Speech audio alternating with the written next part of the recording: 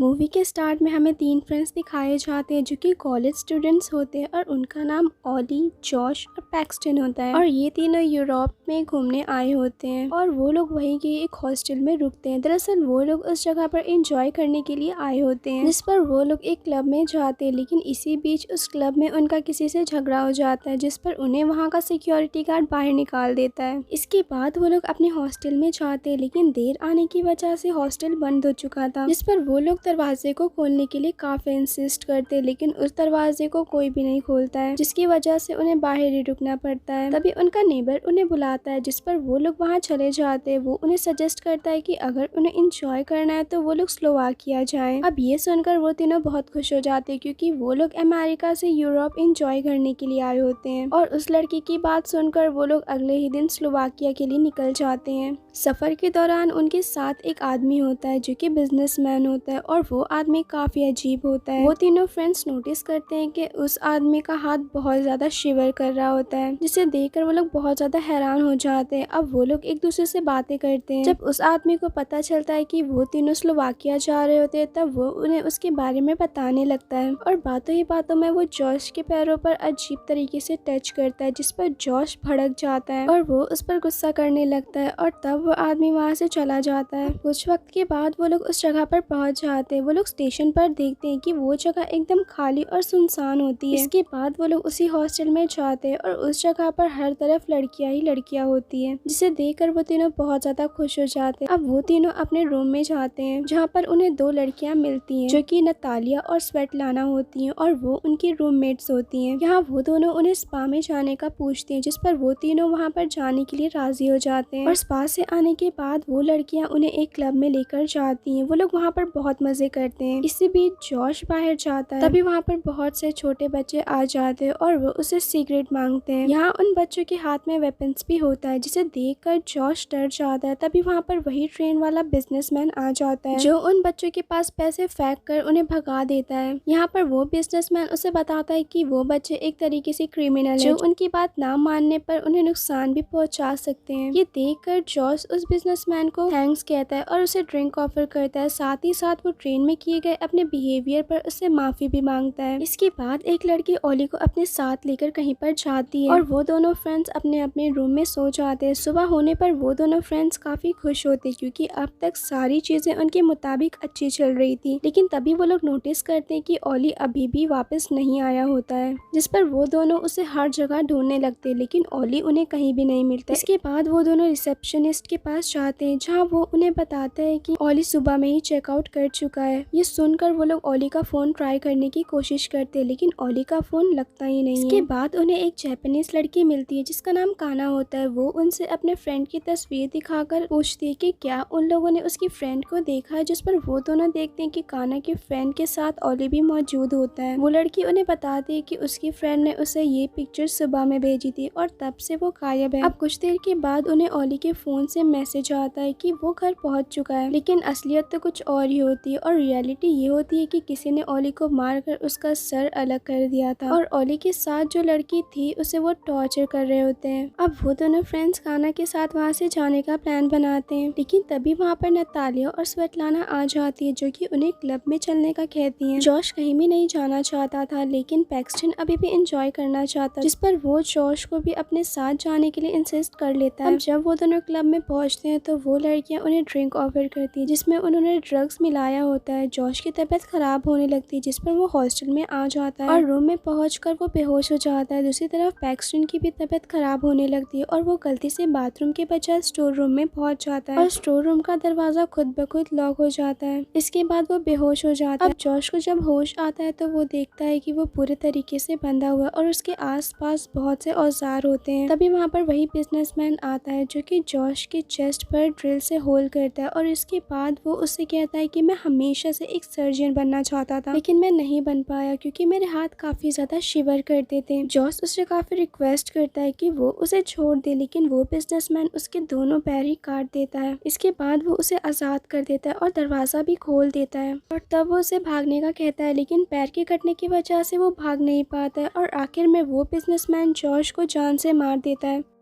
दूसरी तरफ पैक्सटन को अब होश आ चुका होता है, जिस पर उसे पता चलता है कि उसे चेकआउट कर दिया गया है। और तब वो एक नया रूम रेंट पर लेता है, जहाँ पर उसे 2 लड़कियां स्पा के लिए इनवाइट करती हैं। ये सुनकर पैक्सटन को नतालिया और स्वेटलाना पर डाउट होने लगता है। इसके बाद वो जॉश को कॉल करने की कोशिश करता है, लेकिन जॉश का फोन स्विच ऑफ होता है। और तब वो पुलिस स्टेशन जाकर वहाँ पर रिपोर्ट करता है, लेकिन वो लोग उसकी कोई भी मदद नहीं करते। इसके बाद पैक्सटन नतालिया और स्वेटलाना से मिलता है और वो उसे जॉश के बारे में पूछता है, जिस पर पहले तो वो दोनों उसकी बातों का कोई भी जवाब सही से नहीं देती हैं। लेकिन जब पैक्सटन गुस्से में आकर उनसे पूछता है तो वो दोनों उसे बताते हैं कि जॉर्ज आर्ट एग्जीबिशन में गया हुआ है। और तब नतालिया पैक्सटन को अपने साथ लेकर एक ओल्ड फैक्ट्री में आती है, जहाँ बहुत से रिच लोग होते हैं। और जब वो लोग अंदर जाते हैं तो देखते हैं कि उस बिजनेसमैन ने जॉश को ब्रूटल तरीके से मार दिया होता है और वो उस पर किसी तरह का ऑपरेशन कर रहा होता है। लेकिन इससे पहले पैक्सटन कुछ सोच और समझ पाता कि तभी वहाँ पर सिक्योरिटी गार्ड आकर उसे पकड़ ले जाते हैं। पैक्सटन वहाँ पर देखता है कि हर जगह लोगों पर टॉर्चर किया जा रहा होता है, जिससे हर जगह पर चीखने की आवाजें आ रही होती हैं। दरअसल ये एक ऐसी जगह है जहाँ पर उस जगह की लड़कियां लड़कों को फंसा कर उन्हें ऐसी जगह पर बेच देती हैं, जिसके बदले उन्हें अच्छे खासे पैसे मिलते हैं। अब वो लोग पैक्सटन को एक रूम में बांध देते हैं। तभी वहाँ का गार्ड उस आदमी को बताता है कि वो अमेरिकन है और ये कहकर वो वहाँ से चला जाता है। इसके बाद एक आदमी पैक्सटन को टॉर्चर करता है और वो एक चैनसो लाकर उसकी उंगली ही काट देता है। और जब वो उसके हाथ को काटने जाता है कि तभी उसका पाँव फिसल जाता है और वो चैनसो उसी आदमी के ऊपर गिर जाती है, जिससे उसका एक हाथ ही कट जाता है। मौके का फायदा उठाकर पैक्सटन खुद को आजाद कर लेता है और तब पैक्सटन उस आदमी को जान से मार देता है। तभी वहाँ पर गार्ड्स भी आ जाते हैं, जिस पर पैक्सटन ऐसे शो करता है कि जैसे वो अभी भी बंधा है और मौका देकर वो उन गार्ड्स पर भी शूट कर देता है और इसी के साथ गन की बुलेट्स भी खत्म हो जाती है। इसके बाद वो छुपकर दूसरे रूम में चला जाता है, जहाँ बहुत सी डेड बॉडीज होती हैं। तभी वहाँ पर कोई आदमी आता है, जिसे देखकर पैक्सटन उन्हीं डेड बॉडीज में छुप जाता है और वहीं पर ही उसे जॉश की भी डेड बॉडी दिखाई देती है। ये देखकर वो बहुत ज्यादा सैड हो जाता है, लेकिन तब वो उस आदमी को किसी तरह मार कर नीचे जाता है और जिस रूम में वो जाता है वहाँ पर कपड़े होते हैं, जिसे पैक्सटन पहन लेता है। इसी बीच उन कपड़ों में से उसे एक कार्ड मिलता है, जो कि कोई हंटिंग क्लब होता है और उस कार्ड के पीछे अलग अलग कंट्री के नाम और उसके हिसाब से रेट भी लिखा होता है। अभी पैक्सटन ये सब पढ़ ही रहा होता है कि तभी वहाँ पर एक आदमी आ जाता है, लेकिन वो यहाँ पर पैक्सटन को क्लाइंट समझता है और वो उससे बताता है कि उसे एक जापानीज लड़की मिली है, इस पर वो लोग बहुत सारे टॉर्चर कर सकते हैं। और यहाँ पर वो आदमी किसी और की नहीं बल्कि काना की बात कर रहा होता है। इसके बाद वो आदमी वहाँ से चला जाता है। ये देखकर पैक्सटन उस आदमी की गन को लेकर बाहर जाता है, जहाँ उसे एक कार नजर आती है और उसमें चाबी भी लगी होती है, जिस पर वो कार को स्टार्ट ही कर रहा होता है कि तभी उसे काना की चिल्लाने की आवाजें आती हैं। पैक्सटन काना को बचाने के लिए जाता है, जहाँ वो देखता है कि एक आदमी काना को जला रहा होता है। ये देखकर पैक्सटन उस आदमी को मार देता है। अब यहाँ पर काना की आग बाहर आ चुकी होती है और काना को बचाने के लिए पैक्सटन बड़ी हिम्मत से उसकी एक आंख को काट देता है, जिस पर काना को बहुत ज्यादा पेन होता है और ये सीन काफी डिस्टर्बिंग भी होता है। इसके बाद पैक्सटन काना को साथ लेकर कार से भाग जाता है, लेकिन तभी बहुत से सिक्योरिटी गार्ड्स उन्हें देख लेते हैं और उनका पीछा करते। रास्ते में ही उन्हें नतालिया, स्वेटलाना और उनका नेबर दिखाई देता है, पर वो उन तीनों को कार से हिट करके मार देता है। अब वो लोग स्टेशन की तरफ जाते हैं, लेकिन वहाँ पर पुलिस की चेकिंग हो रही होती है। यहाँ पर वो पुलिस भी उन्हीं लोगों से मिले होते हैं। वो पुलिस पैक्सटन को देख लेता है और उनकी कार की तरफ जाता है। तब पैक्सटन काना को लेकर वहाँ से भाग जाता है और वो दोनों पैदल ही स्टेशन की तरफ जाते हैं। स्टेशन पर पहुँचने पर वो लोग देखते हैं कि वहाँ पर बहुत से लोग होते हैं जो कि उन दोनों को ही ढूंढ रहे होते हैं। ये देखकर वो दोनों छुप जाते हैं। इसी बीच काना वहीं पर लगे एक मिरर में खुद को देखती है और खुद को ऐसी हालत में देखकर काना बहुत ज्यादा सैड हो जाती है और वो ट्रेन के आगे आकर सुसाइड कर लेती है। ये देखकर वहाँ के लोगों का ध्यान काना की तरफ जाता है और तब मौके का फायदा उठाकर पैक्सटन ट्रेन के अंदर चला जाता है और जब पैक्सटन ट्रेन के अंदर बैठा होता है तो उससे उसी बिजनेसमैन की आवाज आती है। अब जिस स्टेशन पर पैक्सटन उतरता है उसी स्टेशन पर वही बिजनेसमैन भी उतरता है और उसकी एक डॉटर भी होती है। वो अपनी डॉटर को वॉशरूम में छोड़ देता है और खुद भी वॉशरूम चला जाता है और वापस आने पर वो अपनी बेटी का काफी देर तक इंतजार करता है, लेकिन उसके बाहर ना आने पर वो खुद अंदर जाकर चेक करता है। तब उस बिजनेसमैन को उसकी डॉटर कहीं भी नहीं मिलती है। उसे सिर्फ वहाँ पर उसका टॉय मिलता है, जिस पर वो हर तरफ अपनी बेटी को ढूंढने लगता है। दूसरी तरफ पैक्सटन उस बिजनेसमैन की डॉटर को अपने साथ लेकर जाता है। अब यहाँ पर जो क्लब हमें दिखाया गया है वहाँ पर रिच लोग अपने पैसों से लोगों पर गुस्सा उतारा करते थे, उन्हें टॉर्चर किया करते थे और उन्हें जान से मार दिया करते। और अलग अलग कंट्रीज के लोगों का मुख्तलिफ रेट होता है और सबसे हाईएस्ट रेट इस मूवी में अमेरिका का होता है, क्योंकि वो लोग अमेरिका के लोगों से काफी ज्यादा चिढ़ते थे और उनके साथ पुलिस और वो लड़कियां भी मिली होती होती हैं और इसी के साथ ये मूवी एंड हो जाती है। Thank you for watching.